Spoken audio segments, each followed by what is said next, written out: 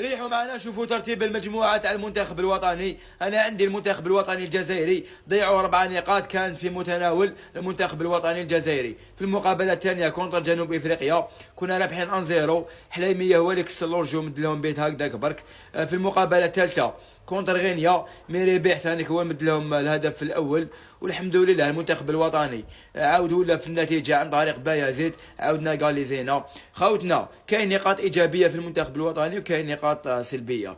النقاط السلبية في المنتخب الوطني من ذاك اللاعبين تاع المنتخب الوطني يهبلوا، من ذاك نشوفوا واحد التمريرات ولا غير راسي ماركا ايرور ما فهمت والو انايا.